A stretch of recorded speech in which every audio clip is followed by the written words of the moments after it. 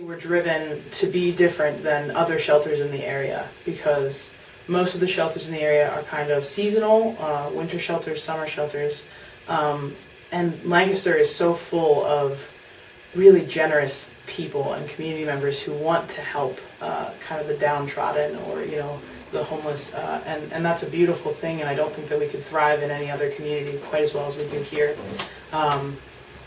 So we're different because we are transitional in that we bring families into our homes and not rehabilitate them, but assess their deficits, what the skills that they're lacking and why they are kind of unsuccessful at keeping a home, keeping a job, and work with them, partner with them to address those needs and to fill in those gaps.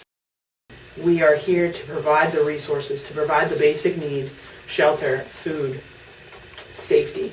That's what we do here at the house. While they're living here, it's shelter, food, safety, and resources.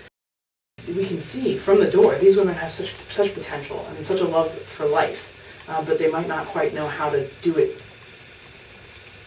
well, you know what I mean? So that they can thrive and not just live. And so what we're really seeking is, let's meet those basic needs for them so that the other things can fall into place as well. Even after they leave just these walls, our houses physically, and they move into sustainable housing, which most of our residents do. They graduate from our program and they move into a sustainable housing situation because they have a job, they have their benefits in place, and they have a plan. They have a budget, they have a plan. Mm-hmm. So once they graduate, we stay with them for up to a year to 18 months of aftercare. So we check in with them every month and make sure that they're still sticking to their plan, whatever their plan might be. And I really want to state that there is no cookie cutter way to cure or solve or eliminate homelessness, because in the same way that every individual is different, every family unit is different. They all have different needs and different skill sets. If you lose your job, you're not thinking about, we have to clean the house, we have to keep this, a habitable area to live, otherwise we're going to get evicted. They're not thinking about, doing the laundry. I forgot to pick up laundry detergent today on the way home. My kids, all their clothes are dirty. All my clothes are dirty. They're not thinking about that kind of stuff. So those are the things that we provide. Hygiene products, cleaning supplies, housing, plastic bags for trash. Simple things like that you don't think of. Right. But when you're living really close to the line of poverty, those are the things that could just tip you right over. We can house up to 8 families at one time. So that's 8 adult women and 15 to 20 children. Uh-huh. So, it really is individualized. Like I said, I really can't stress that enough. And there isn't a blanket, like I said before, there isn't a blanket way to solve homelessness or eliminate it.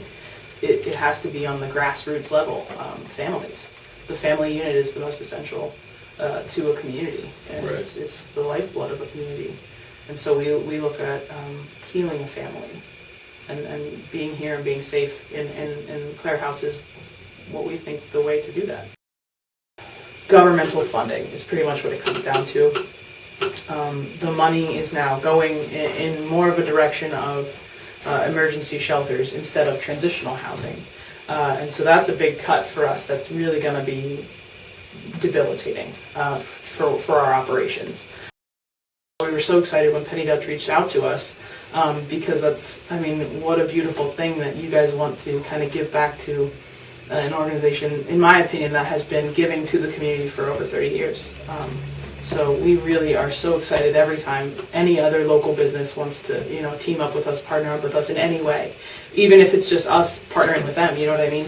We're open to that because what we do is based on the community. We serve the community. We all are members of this community. We're all a part of it. So there isn't any reason to not support each other and lean on each other, especially when all of our goals kind of align. I was in a meeting recently where a man was telling me that, a lot of local nonprofits have kind of the same goal. We all kind of run parallel with each other in the same direction, and how much more powerful we could be and how much more successful we could all be if we just ran together. instead of, kind of separate from each other. If we all ran together and helped each other out, we'd all meet that goal, and that eventual goal is the betterment of our society. Beautiful. Yeah, isn't it? That.